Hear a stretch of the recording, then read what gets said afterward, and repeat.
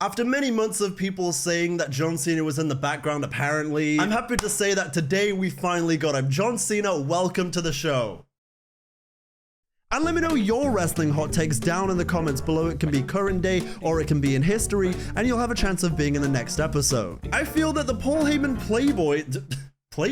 Is that the name we're going with? Should add Austin Theory to their faction, not only because it would add some variety, but Austin Theory would benefit from being under the wing of someone like Seth Rollins. I definitely agree. I know a lot of people may feel like Austin Theory has a lot of babyface momentum right now, so why would you put him with the heel faction? But I feel like this would really help him and establish him again. Because think about it, how many heel factions do we know where there's a babyface secretly in there that is super over with the crowd, and the dynamic just works? You look at Bobby Lashley in the Hurt Business, for example. He's kind of a heel, but he's also kind of a babyface as well. It gives him a bit of his aura back, and also it gets him over as a star again. John Cena's title reign is just now starting to get good. Low-key, I kind of agree. It's not that I didn't enjoy the Randy Orton spectacle at Backlash or anything else that has happened around his title reign, but it has felt so-so. Whereas ever since he started mingling with CM Punk and now everything that's going on, it feels like he has truly found a little stride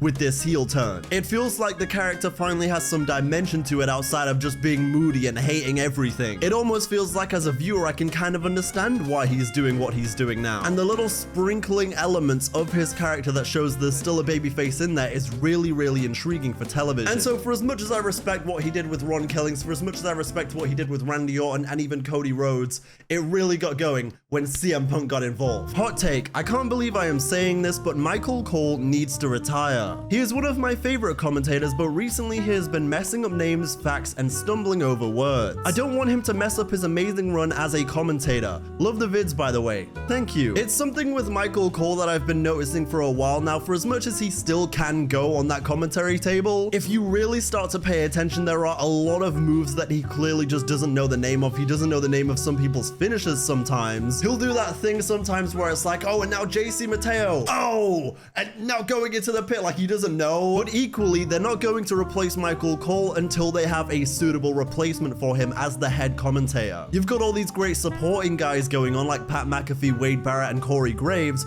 but who's the main guy? It's a shame that they lost Mauro Ranallo because Mauro should have been the next Michael Cole, if not better. They of course have Joe Tessitore, but I'll be honest, I'm still not wild about him. Every now and again he is good, but I'm not wild about him. The only other suggestions I can think of as a lead commentator, when Vic Joseph gets called up to Monday Night Raw, I think him and Booker T would be great actually on Raw. Then you can bring in some other guys at NXT to go ahead and train them up and be the next Vic and Booker. Or maybe you go ahead and have a wrestler who's retiring be on commentary. I think CM Punk is going to be a great commentator if he wants when he retires. He was great when he was doing it before. The Judgment Day, specifically Finn Balor winning the tag team titles back, made me so happy. The crowd being so behind Finn makes me delusionally think he'll still be world champ.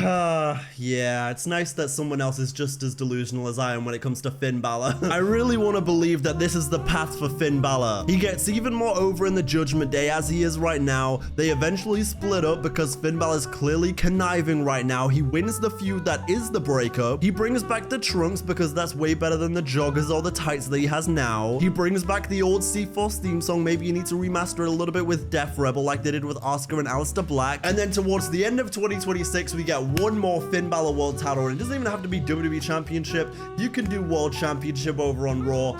Just let's come on, you know, does that make sense? Chad Gable is the greatest in-ring performer in the world right now. Wow. I mean, he's certainly up there, but of course now he's successfully undergone shoulder surgery, so he'll be out for a little bit. I saw some people booking like the idea of El Grande Americano versus El Grande Americano at SummerSlam. He's not making it back before SummerSlam, fellas. He's not making it back. It's like in storyline, Raquel Rodriguez being really delusional, being like, no, Finn, Liv's gonna be back in a few weeks, tops. My sister in Christ, her shoulder is hanging off like you just disconnected a Lego minifigure. Solo should be booked as the kingpin of WWE with infinite resources outside the bloodline. Like using the bloodline to get higher in power like the main event card or upper management. Either him or Seth. I think it's certainly an interesting concept to have Solo running everything. It does kind of feel like that's where his character is going, considering the power of the new bloodline. And it certainly does feel like he has the power and the charisma to control that kind of storyline, especially the more they're letting him be funny on TV. They're eating, yeah. Does that bother you? What's it called? 4 letters, 1 word. Stop. That's not exactly No yeet. I think the reason I soured on Solo for quite a while is because while he still had the aura to be in the bloodline, most of his character work was just...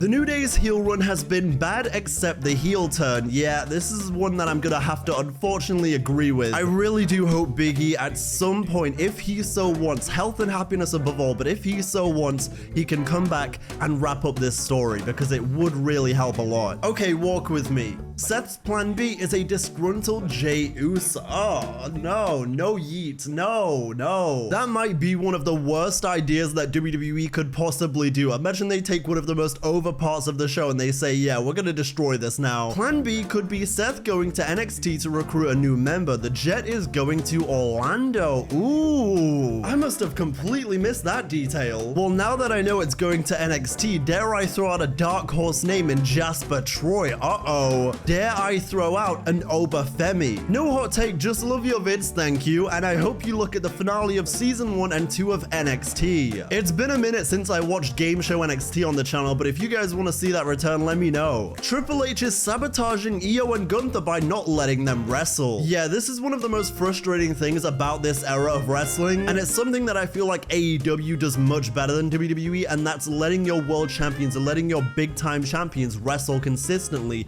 week to week. I understand injuries, you don't want to risk it for the big title matches, for the big pay-per-views, that's where you draw money. But at the same time, like, you look at Timeless Toni Storm, she wrestles all the damn time, it feels like, on AEW, and it's fantastic. She's one of the most consistently performing world champions, you know, she's in eliminators and everything. Whereas you look at champions on WWE and a lot of these guys will just show up for promos or they're not wrestling regularly, they'll save them for pay-per-views, and I don't really like that. Like, realistically, everything that Gunther did this week on Raw with Seth Rollins and the promo he cut against Goldberg, that could have taken place after he just wrestled somebody. It could have. What if Liv Morgan never got injured? What would be happening right now? We'd be getting that peak Nikki Bella feud right now, but we're not. So cancel wrestling, it's over. I don't care anymore. Who cares? WWE needs to end the El Grande Americano character and just reveal who it really is. It's been going on for too long. It's so stupid. I completely disagree with you. There's some stories in professional wrestling that definitely go on way too long.